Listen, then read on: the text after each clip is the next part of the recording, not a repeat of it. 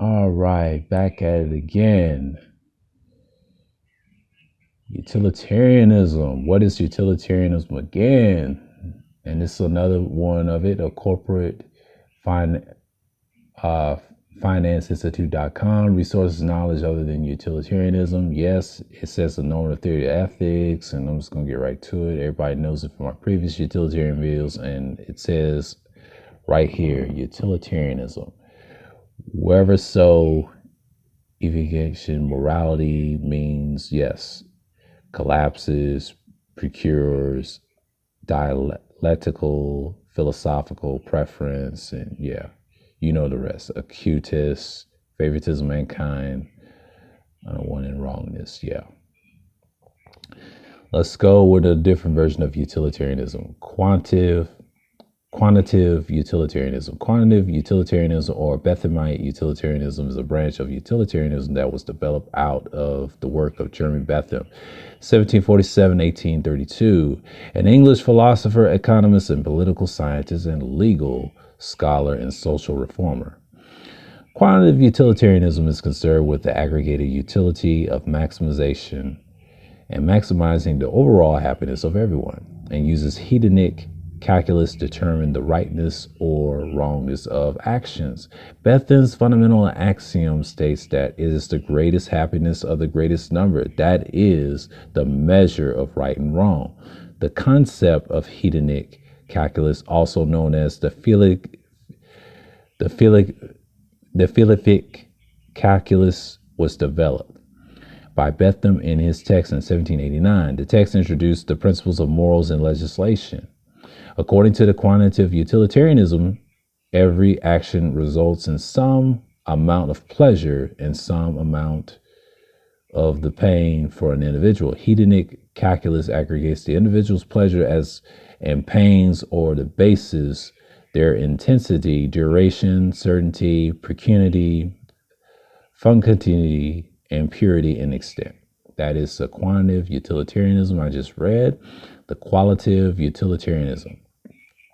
Qualitative utilitarianism is a branch of utilitarianism that arose from the work of John Stuart Mill, 1806-1873, an English philosopher, civil servant, politician. Qualitative utilitarianism rejects hedonic calculus and categorizes pleasures and pains in a more qualitative manner.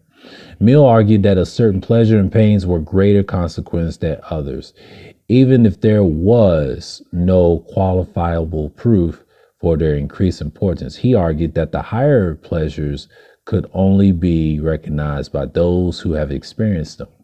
That is qualitative utilitarianism. This is the argument with Bentham and John Stuart Mill. Here's the criticisms of utilitarianism.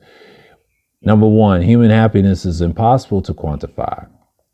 This is one of the primary criticisms of quantitative utilitarianism. Human perception of the same experience varies greatly among individuals. That fact does not allow for a consistent quantifying process. And in addition of all, I'll say individual experience.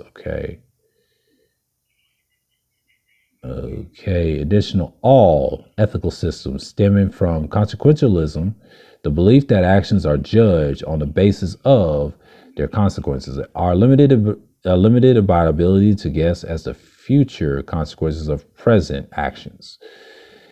And I just mentioned that I got a video on consequentialism. You can check that out. And I just briefly discuss that connection, the birth of this ideology.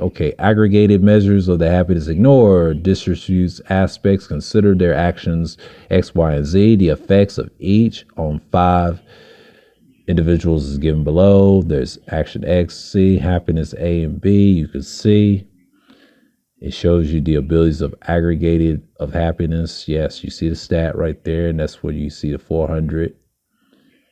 And there's Z's generation. Yeah. Utilitarianism would prefer action Z over action X and Y. In addition of X and Y would be considered equal because they yield the same level of aggregated happiness. And that is absolutely correct. And as you can see, it's on the 500 level each. So you can look at the different letters, right? But the Z is the highest. 3. The motives behind actions are ignored.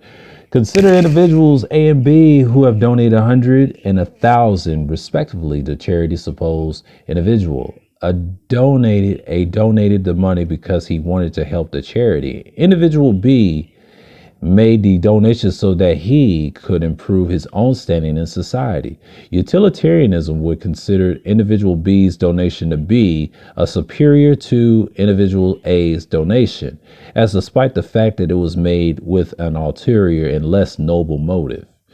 The more resources on utilitarianism, CF5, financial modeling, analyst more, and there's more information on it. Financial ask. Yes, this is it on utilitarianism, and I'll make another one on it. The last piece of it, and it will be mentioned in the philosophical side of it.